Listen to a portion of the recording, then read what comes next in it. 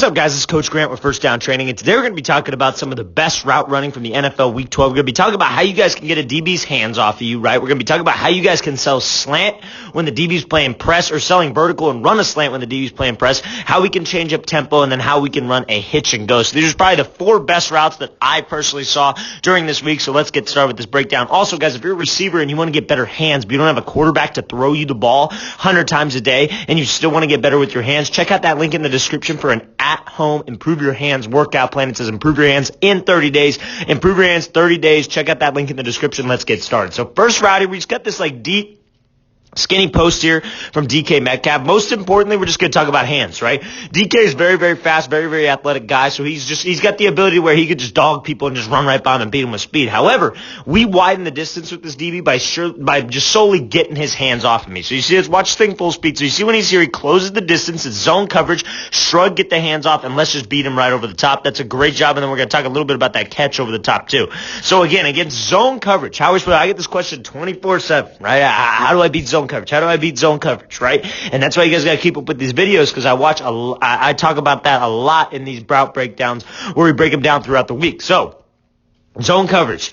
You want to make sure that you're attacking this DB and trying to step on his toes and attacking this front hip, especially when he's bailing out of there. You want to close the gap with that guy, push vertical, try to step on his toes and get him to bail out of there. That is the entire goal right here. Attack his hip, try to step on his toes, because that's going to get him to bail out. That's going to get him to try to think vertical, right? If we try to get him to think vertical and we can get him off that platform and backpedal out of there, it's going to be easier for me to get separation. So that's exactly what Metcalf does. You see how he's coming out, great pad level, great speed, not changing up anything about his route. He's closing the distance, trying to attack that weak hip, maybe get to this blind spot a little bit, maybe trying to force a speed turn. Another thing we could do right here, guys, is that I could come out here, maybe attack this blind spot, give a heavy indicator cut to his blind spot, maybe force a speed turn, and then break it back underneath him, right? There's so many different ways to attack zone coverage, but most importantly, we got to try to step on his toes, attack his hip, don't cut this thing too short, really make sure I'm pushing vertical until I get to the depth of the route, then I break this thing off. So now when he breaks this thing off here, you see how the DB's going to try to recover with hands. What I got to do is you want to pretend like this DB's got crap underneath his fingernails, right?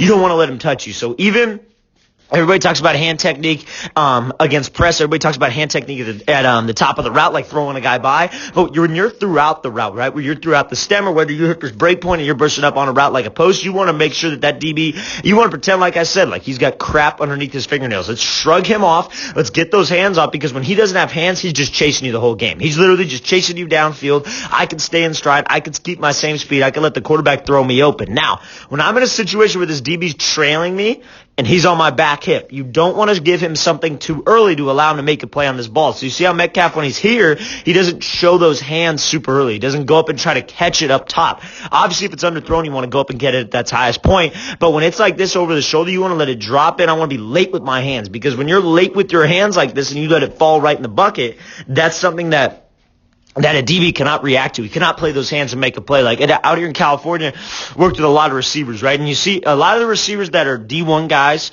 who have got a ton of offers everywhere. You know, they go to the big schools like Modern Day Bosco. When they catch that thing over the shoulder, they're super late, right? But when you see like more so an average receiver who maybe doesn't have those kind of offers, or maybe he's a little bit younger, you see him go up a little bit early with those hands, because they don't understand that importance of being late with those hands, right? That's something that a guy's got to be able to do when they're catching the ball over the shoulder. Okay, so great job getting those hands off. Great job being late with those hands over the top. Great work here by Metcalf. Let's watch this thing again full speed one more time. So again, close the distance, attack him, get those hands off, make sure I continue to push vertical, or continue to push to the top of this route, and be late with those hands over the top. Now we're going to be talking about a release you guys can do when you're running a slant versus press coverage, right? So you see how Adams here, he gives his famous little hesitation hop, and then he takes off 1, 2, 3, and he breaks this thing off. A little bit choppy at the break point, obviously, right? But again, not the end of the world. The entire goal is to get this DB to turn his hips, right? And now the situation we would use this release is maybe not when I need to get this ball right off the get. I'm probably like more so a second type read on this, so the quarterback understands the timing that I got to get off this press and I got to set him up outside. So it's a little bit longer developing of a release, so we got to know when to use this, right? Like if I'm in a situation where I'm here and it's man coverage and maybe I see that the quarterback's going to be getting some pressure and maybe he's getting like a 6-man rush, 7-man rush. That's why it's so important to understand coverages as a receiver. That if you see that, maybe not the best release to go with because it takes a little bit too long, right? But maybe he's getting a 4-man rush, 3-man rush, whatever it might be. He's got good protection. Okay, I can work this release. I can set this thing up just a little bit, right? So now when he comes off, he gives that famous little hesitation and then he pushes vertical, right? Now that hesitation and that push vertical is something he does so dang often where he comes off the line, he'll hesitate, and then he'll just beat you to the outside, and he'll just run a fade, right? Especially out of the slot. He's famous for that slot fade where he just dogs guys off the line of scrimmage, changes up the tempo, and gets their feet to stop. Because how many times has he hesitated? He'll hesitate, then he'll go right, left, and run a slant, right? He'll hesitate, then he'll go left, right, run a fade, or he'll just hesitate and go. Now, this builds into like kind of a diamond release variation, right? So this is something that so many people and talk about, you want to use that diamond release, diamond release, diamond release. But do we have anything else in our tool belt, right? That's what we got to focus on here. Because you could work that diamond release off of maybe a 1-2. You could go, like in this case, you could go left, right, then work that diamond where you're going 3 steps to the outside. You could hesitate and work those 3 steps to the outside. So it all builds on this thing, right? So he gives that, and it all starts with this little hesitation hop that he does. Now, when he pushes up to those 3 steps, you see how he commits his shoulders, commits his hips almost on this 45-degree angle because that's what gets that DB to turn. DB's not going to turn his hips at a certain yardage, well, obviously he will. However, when you're in this situation, your body language, your speed, and how you're selling fade is what's going to get this DB to believe vertical and get him to turn his hips, right? So I don't want to come off here and be open with my shoulder. Like when you guys push up, like you guys work this little hesitation and push up 3 steps, like I hesitate, left, right, left. You guys want to commit your shoulders, commit your eyes, and commit the same speed that you had if you were going to be running a vertical because we got to sell vert. That's the only way I get this guy to turn his hips and open up is if I'm fast to the outside. Maybe I built on this. Maybe I'm not even necessarily getting the ball in a lot of cases, but I'll hesitate and I'll take 3 and I'll beat him to the outside on a fade when I have like an MOR or whatever to get him to turn his hips and run with me, get him to feel that speed. And then when I make it look the exact same, I could put the brakes on the 3rd step, get him to turn his hips because he's committed to playing the fade. And then I could widen the distance right here. I create some energy at the top of that break point and accelerate and snap my eyes and be ready for this ball. That's a great release here by Adams, setting up off of this like hesitation 1, 2, 3 diamond release, right? Now there are cases where maybe you could hesitate, go 1, 2, 3 and just cut off that 3rd step. This one a little bit tighter, so it's harder to cut off that 3rd step. So he kind of broke down at the top, which is fine. Not saying this is wrong.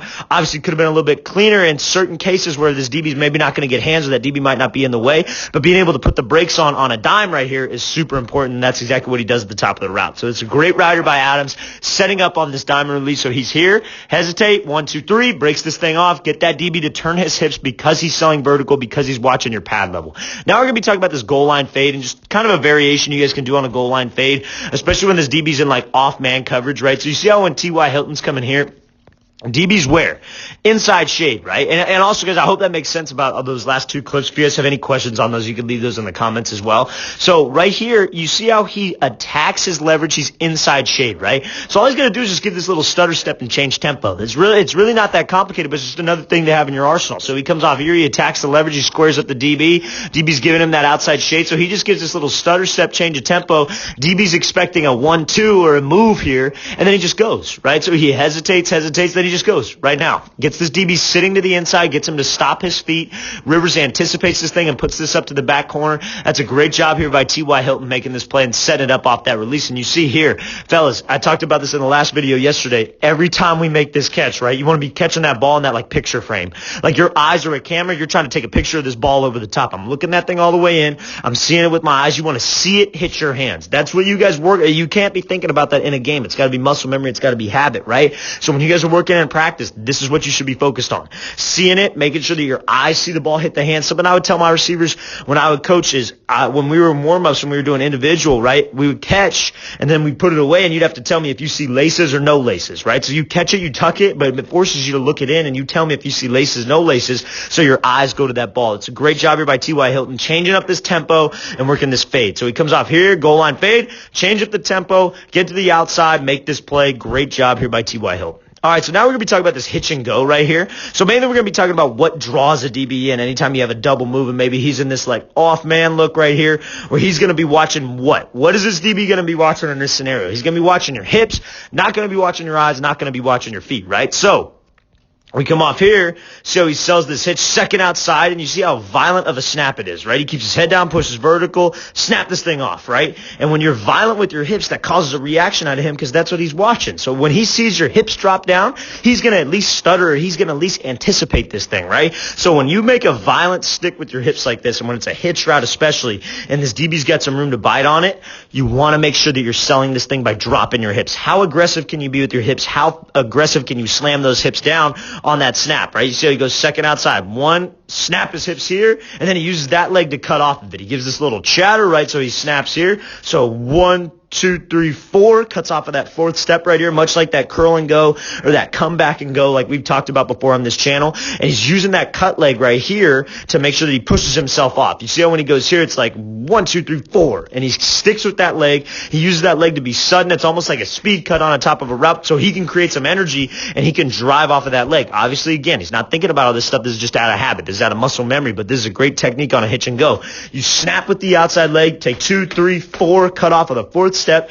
Make sure that step's explosive because your hips are what draw this guy in. That cut kind of makes cells, like if you move your body on that cut as well, on that fourth step like I was talking about, that can draw this DB in because, again, where's he watching? He's watching those hips, but also it serves to explode you out, and you could keep your head down and focus on widening the distance and not looking till I have this guy beat. You see, he does a great job of not looking till we got him by about 2, 3 steps. Quarterback's going to put it with air, and I could track this thing over the top. Great route. Let's watch this thing again, full speed one more time. So coming off here, drop those hips, give that stick, push up vertical. Great job getting separation. That's how you run a hitch and go properly. All right, guys, I really want to thank you for watching. I really appreciate it. If you guys have any questions at all, please leave those in the comments. I'll get back to you as soon as possible. And also, guys, if you don't have a quarterback to throw to you and you want to get better hands, check out that link in the description. It says improve your hands in 30 days. I'll see you guys next time.